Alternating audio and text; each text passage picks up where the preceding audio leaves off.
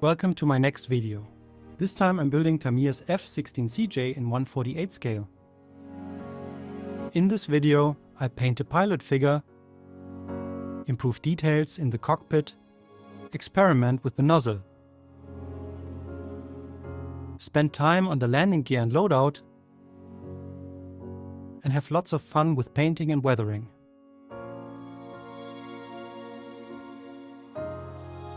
Let's start with the pilot figure this time.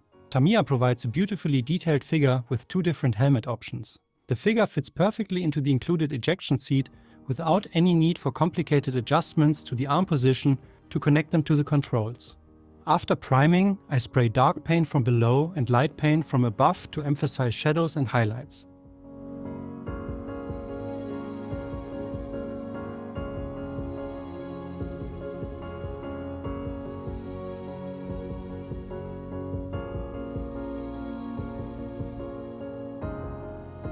For painting, I use acrylic paints and a fine brush. First, I apply the respective base color. Then, I mix a lighter and a darker shade to create shadows and highlights.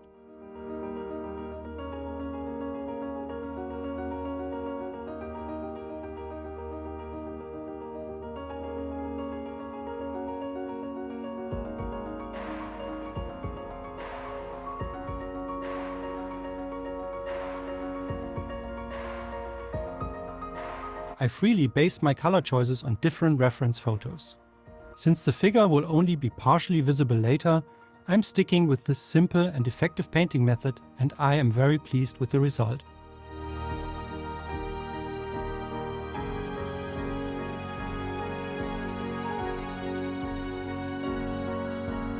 The actual construction of the aircraft begins with the cockpit. This time I want to go without any extras and only use what Tamiya provides in the kit. Let's see how much fun this out-of-the-box build will be. There's little to say about the fit. The parts are separated, lightly cleaned and fit perfectly. The instrument panel and controls are nicely detailed, not overdone, but good. The ejection seat also follows a simple design, and you'll find all the details you would expect. If you want to depict the pilot in the aircraft, I would use the original seat and focus on a nice paint job. If you're displaying the cockpit open and without a pilot, then you can certainly use an aftermarket product to get more detail. I've now assembled as much as possible and can start painting. All parts were cleaned with isopropanol before painting. I'm skipping primer since I'm spraying with the K-Real colors, which work fine without primer. The base color for US Air Force cockpits is dark gull gray. Everything in the pilot's field of vision will be black. To make the color scheme a bit more interesting, I use light gull gray to lighten some elements. I also use various shades of black to further increase the color variations.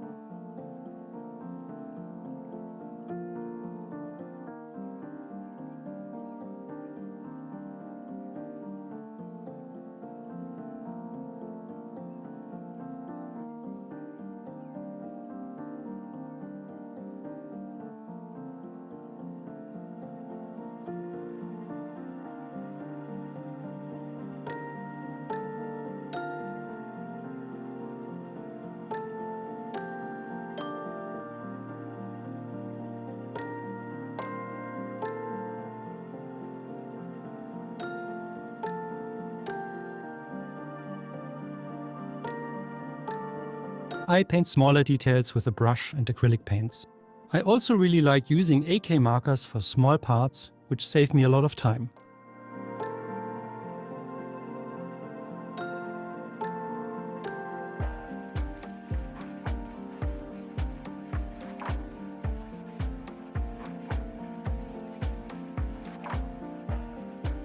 After painting comes weathering. I use a light panel line, wash to highlight lines and small details on all black parts.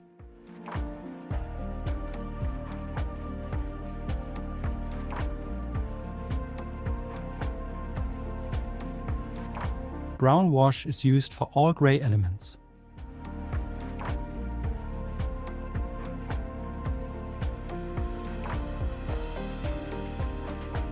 Decals are only provided for the 2 display monitors in the cockpit. All other switches and controls can be painted by hand.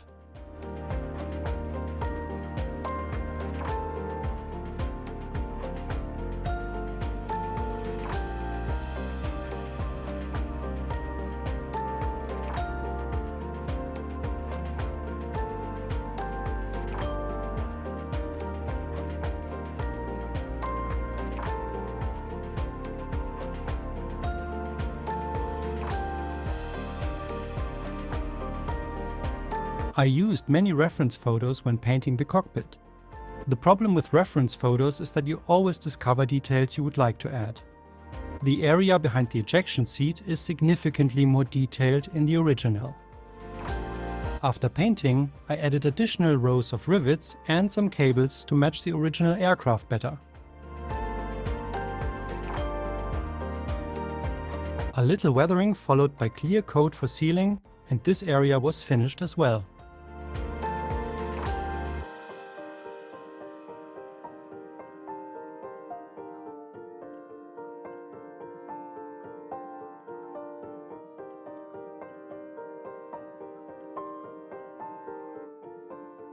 I also really enjoyed working on the ejection seat. If you invest a little time, you can achieve a good result here too, using acrylic paints and subtle weathering.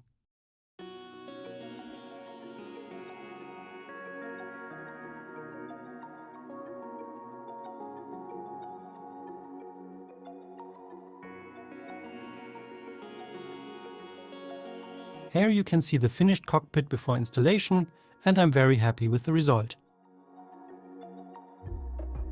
A few words about the canopy. Tamiya supplies both a tinted and a clear canopy. Depending on which version you're building, you have to choose the right one. For my version, I need the tinted one for the main windscreen and the clear one for the rear part. Unfortunately, removing the seam line is very tedious. Although I've done it several times before, I wasn't very satisfied with the result this time. Especially as a beginner, you can easily mess things up here. Tamiya should offer a different solution here, like other manufacturers manage to do.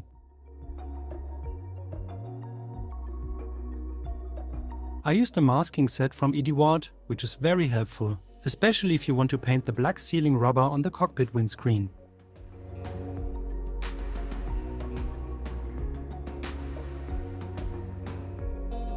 A little more clear coat for sealing and all cockpit parts, and the canopy are finished. Here we have all the parts for the engine and nozzle. We need the part for the air intake quite early on, and can finish the other nozzle parts now, as it can be easily installed at the end of the build.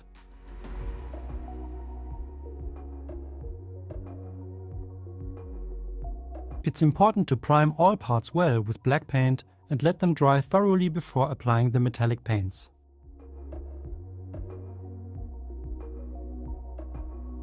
I mainly used AK Extreme Metal colors and experimented a bit with the shades. The metallic paints should be applied in very thin layers and allowed to dry completely before further work. Since I applied several layers of different shades, this was very time consuming.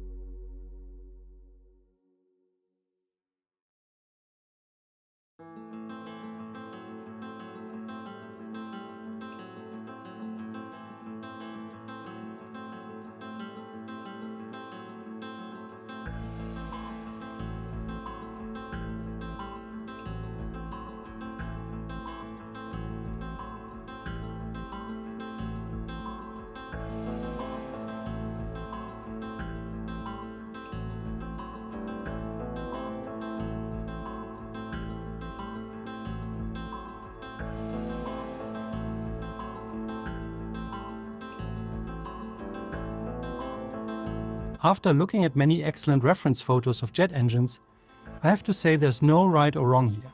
You can simply experiment a bit, and the more shades, the better.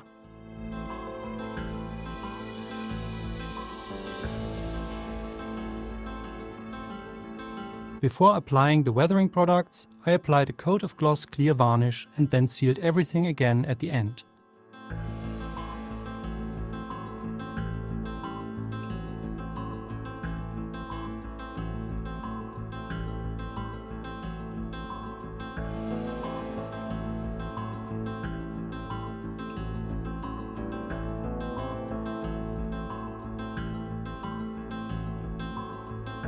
Overall, I think I've achieved a realistic representation of an F-16 nozzle, but I'm open to suggestions.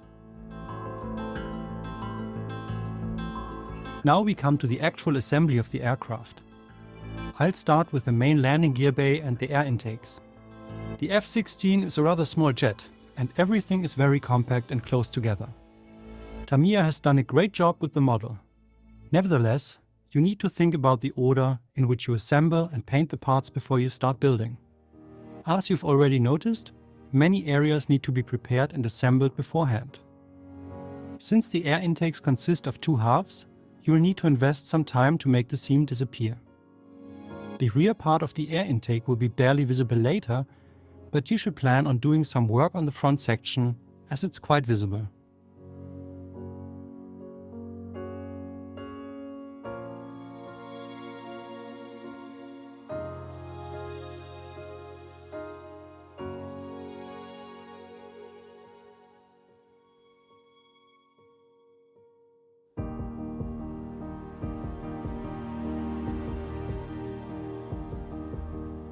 For a pleasing result, you will need filler and some sanding. It's particularly tricky in the front section because it's very tight. Not my favorite part of the build.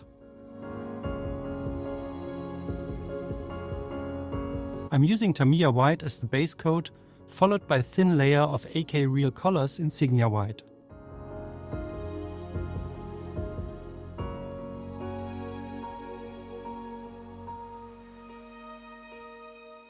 Smaller details will be painted with a brush and acrylics.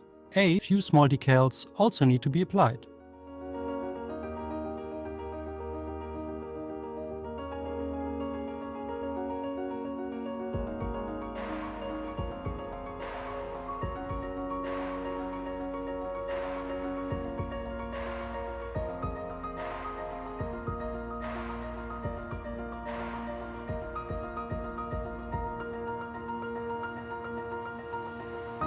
In areas that will be difficult to reach later, I'll weather them now and then seal everything.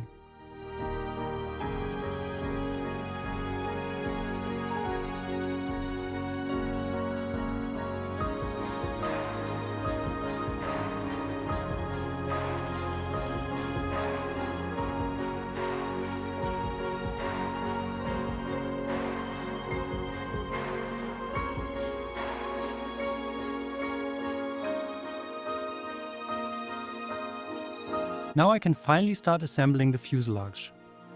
The parts fit together very well, but you still have to work very precisely.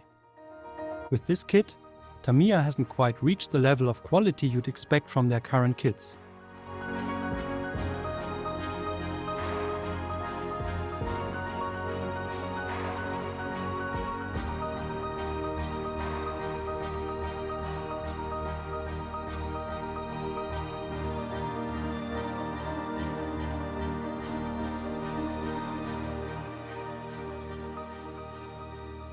A few holes need to be drilled here and there, and you have to be careful not to forget any small parts. Overall, the progress we make is good, and the build is moving along nicely.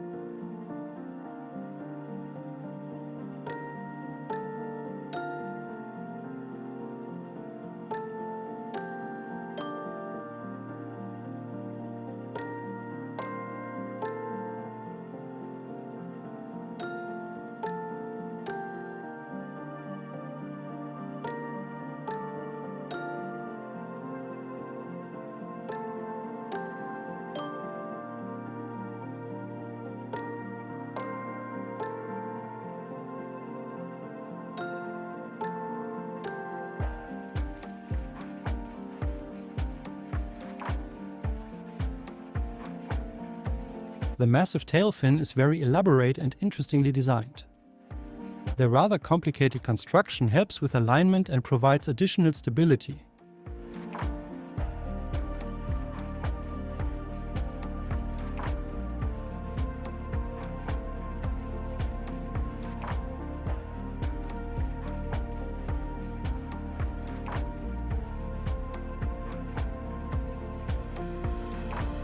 I had some trouble aligning the front air intake.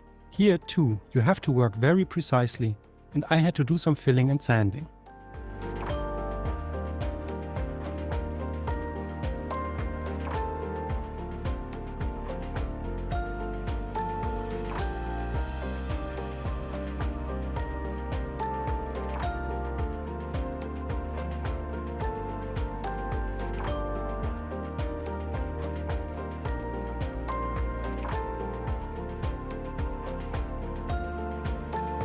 The landing gear is nicely detailed and easy to assemble.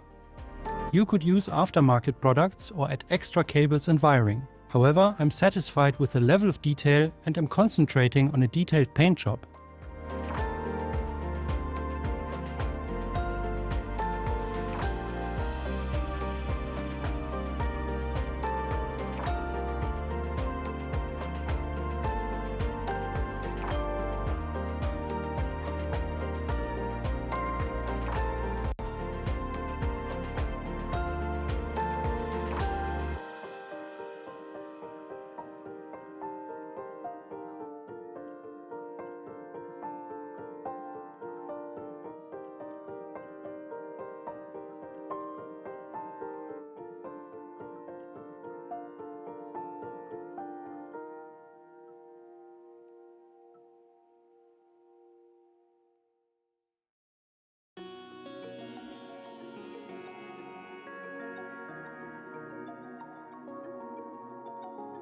The main landing gear must be installed now, otherwise the center fuselage part cannot be closed.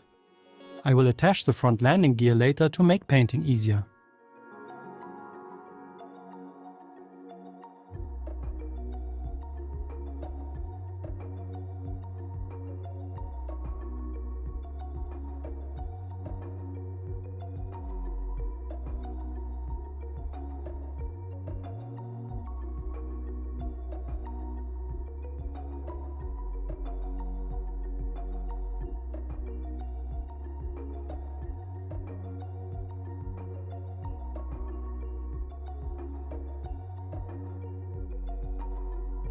With the main landing gear in the correct position, it's now time to attach all the remaining parts to the fuselage.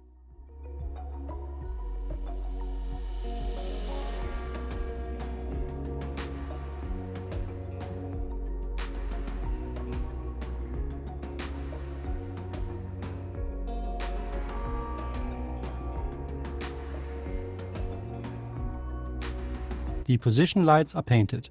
Everything is thoroughly cleaned and necessary areas are masked off with masking tape.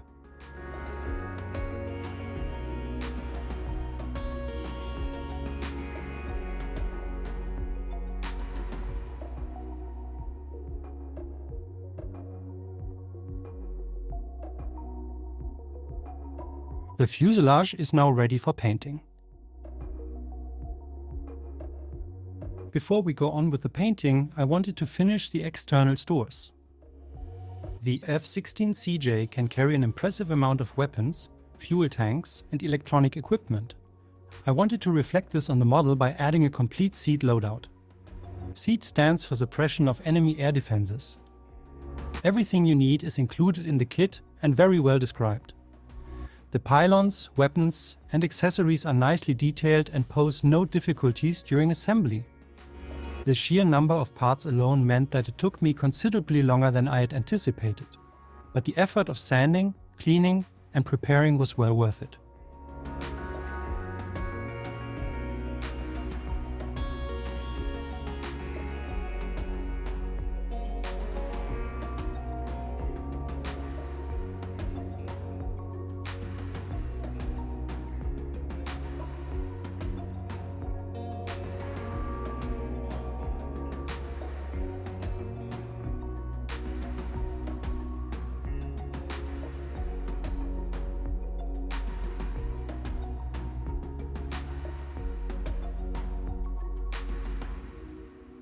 The painting was no less extensive, with frequent color changes and many small details to pay attention to.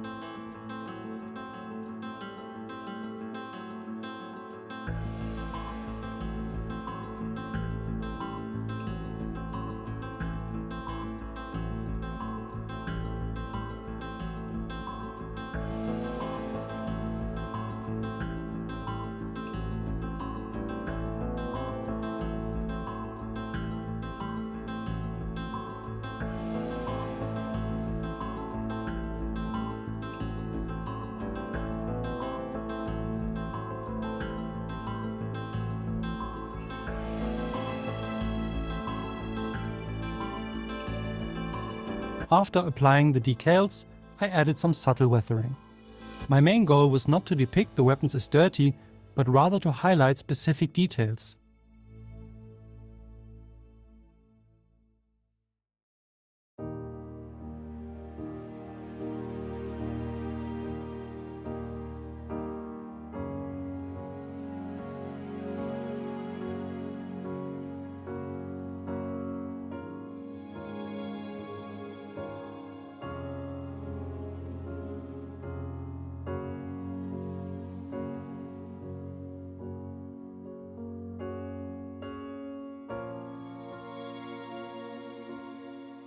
Don't hold back with the weathering of the fuel tanks. You can really go overboard with the dirt and wear here. For sealing, I used a semi-gloss clear coat for the armament and a matte clear coat for the auxiliary tanks.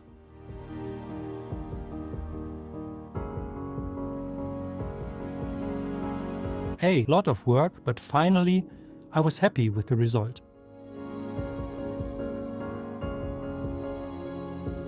Most of my painting references came from Duke Hawkins' excellent book on the F-16.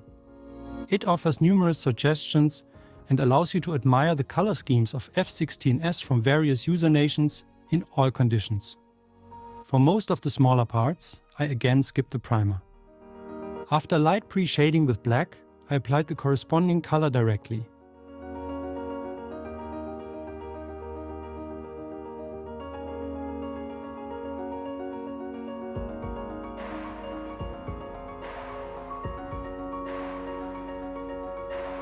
Due to the rework required on the fuselage and wings, I primed the main aircraft with a K-Primer and microfiller grey.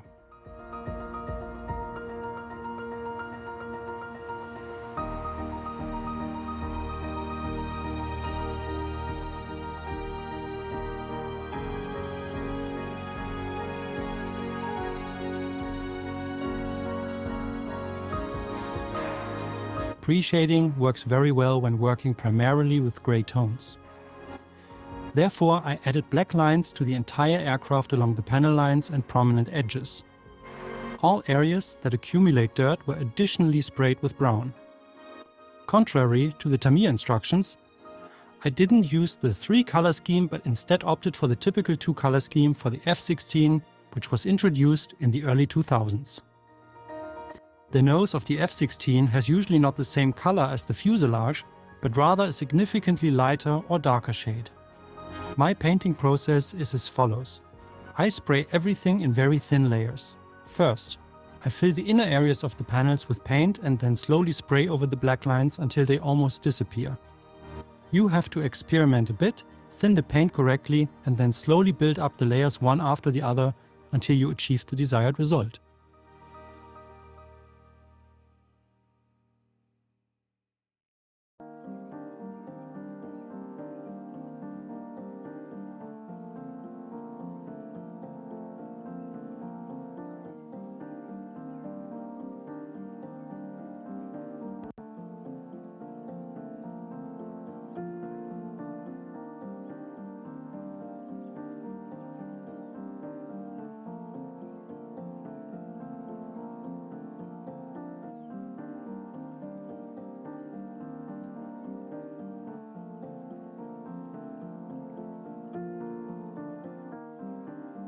After the paint is sprayed, I usually lighten the tone slightly and then spray an irregular, fine pattern to represent color variations and weathering.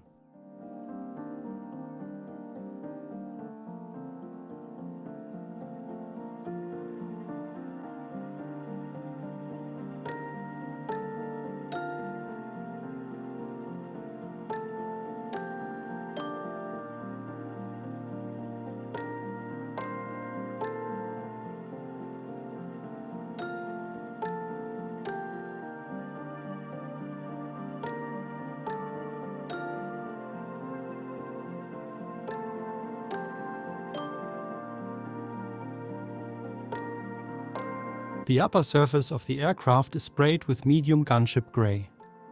You can find different patterns here, which vary in how far the dark shade extends towards the cockpit. I probably chose the wrong one. Maybe you know more about it? The dark color on the upper surface weathers very badly, and there are great reference photos where you can see the various color variations. For this, I recommend searching for pictures of Belgian F-16 in Afghanistan. For the upper surfaces, I mix different shades. At first, dark tones to emphasize edges, light tones to weather the panels, and brown tones to represent dirt. I have to say that the painting was the most enjoyable part of this project, and I'm very happy with the result.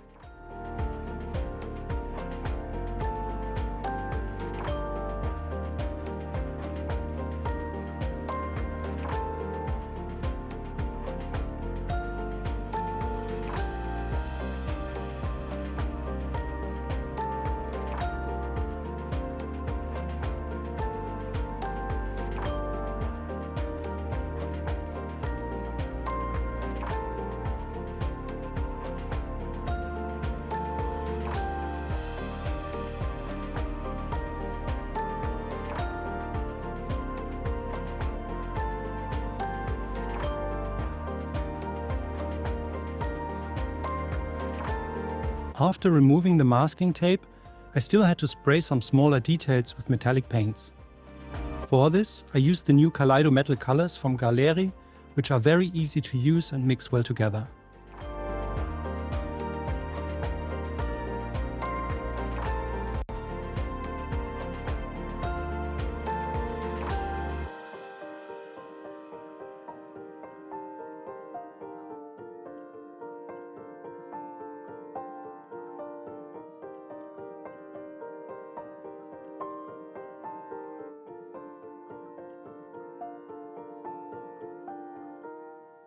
The last of the masking tape is now removed, and I'm applying the front part of the air intake before moving on to the decals.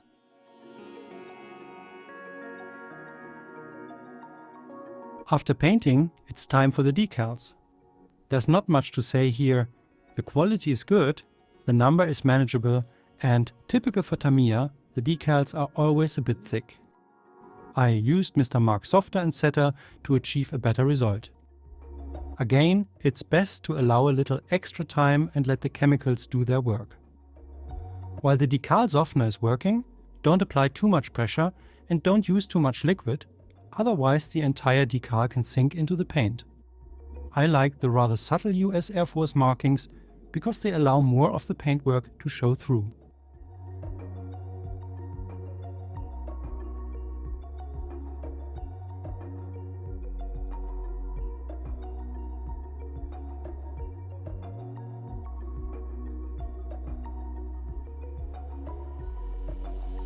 Once all the decals were in place, I sealed everything with a coat of semi-gloss clear varnish.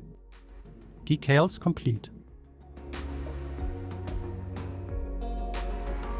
Weathering is what truly brings a model to life for me. I prefer using oil paints and white spirit for thinning.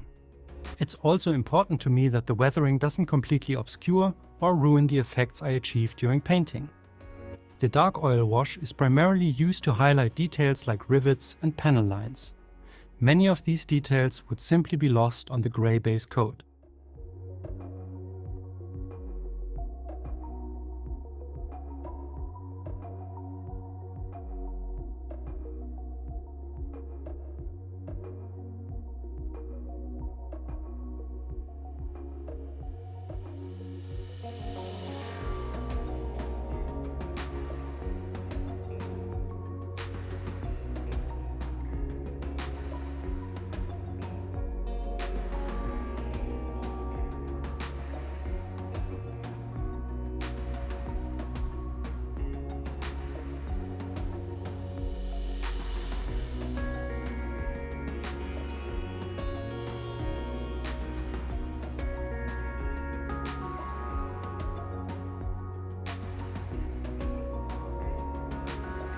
To achieve a realistic result, you need to invest some time. You constantly have to clean small panels, remove excess oil paint, and strive for the most realistic look possible.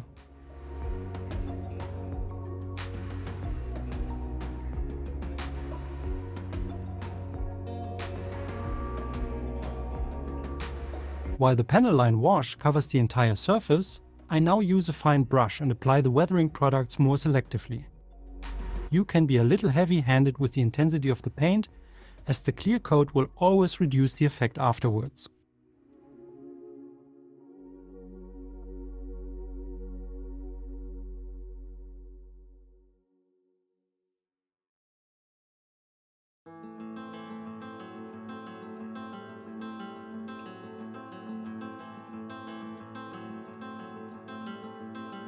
I achieved the final look by using the correct thinning ratio for the clear coat. I use matte clear varnish and thin it until it's not completely matte, but also so that no glossy areas appear. After sufficient drying time, final assembly can begin. It's time for final assembly, which still involves some work. I carefully remove all the masking and prepare the canopy by attaching the inner frame.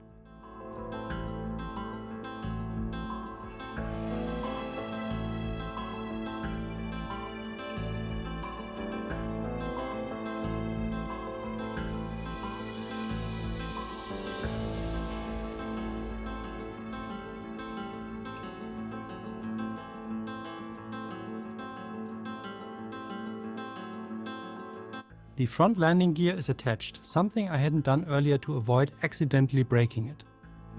After attaching the landing light, the landing gear doors can be aligned and glued in place.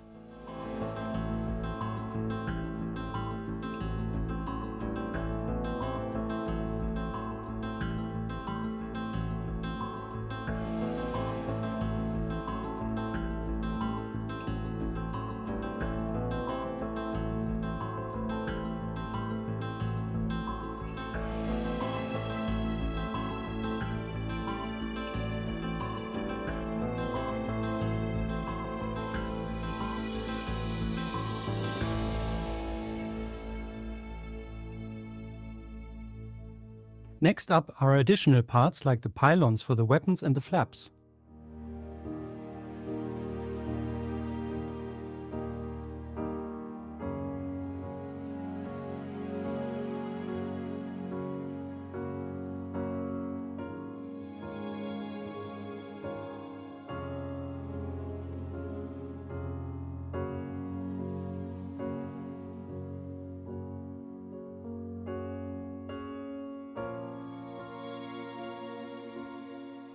Remember the nozzle.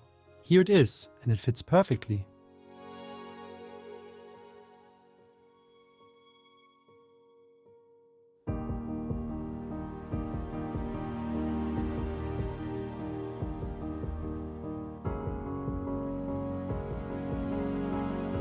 One of my favorite parts of the build is completing the cockpit. It's always great when everything comes together.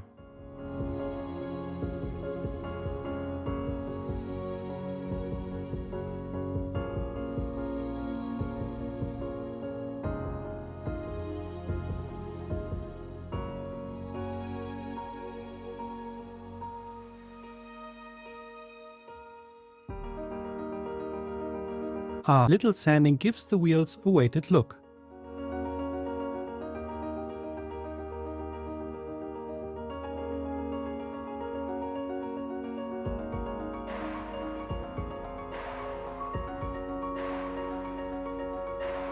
One missing sensor is painted, and then it's time to start loading the aircraft. The time I invested in the weapons was worth it. The complete seat loadout already looks very impressive on this small jet.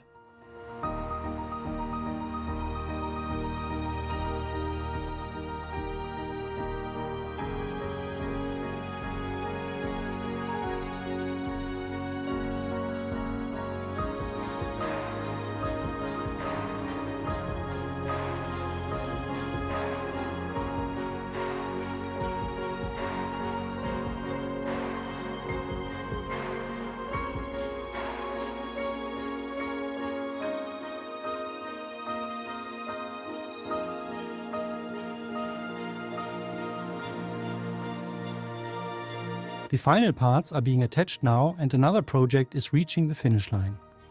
Off camera, I also built a subtle base for the aircraft. Nothing special this time, so as not to distract too much from the model. By the way, the F-16 just barely fits in the trumpeter display case for those who like to keep their projects dust-free. Now enjoy the finished project. I slightly underestimated the time required for the project. Nevertheless, I'm very happy with the model and can highly recommend the Tamiya kit. The minor weaknesses are easily overcome, and even without using aftermarket products, you can get an impressive model if you invest some time. Thank you all very much for watching. If you enjoyed the video, please consider subscribing and supporting the channel as you can. Let me know in the comments what you think of the kit and my version of it. It really helps a small channel and motivates me to keep going with more projects like this. Until next time, goodbye.